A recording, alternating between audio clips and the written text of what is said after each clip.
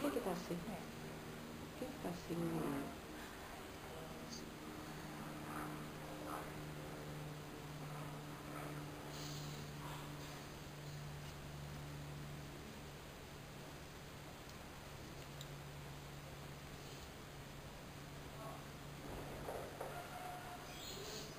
Depois você me ensina como é que é.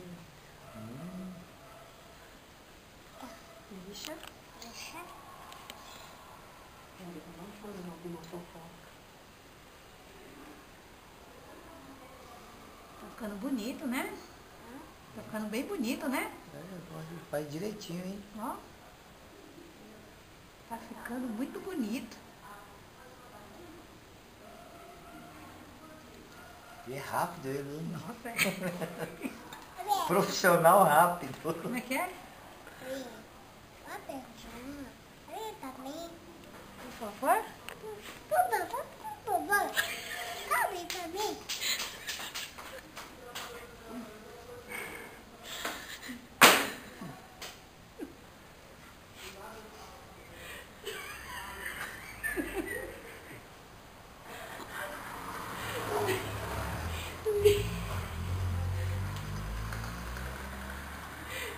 Gravou a parte que ele falou por favor.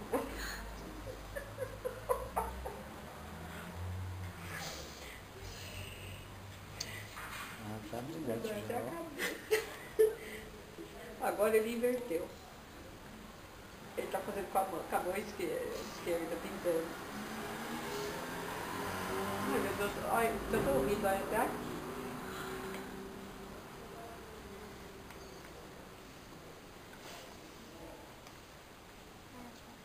Né?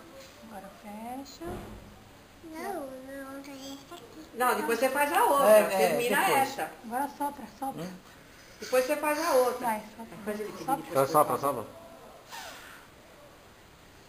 Agora o palito pra tirar a... Então, depois faz ele pedir de novo, por favor. Ai, é lindo, é lindo. Nossa, ele tem uma agilidade, ele é... Nossa. Faz a outra agora, por favor. Aê!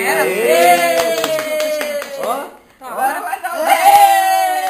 Agora pinta a outra, Tó. Pinta a outra. Pede, faz isso, por favor. Hã? Como é que é?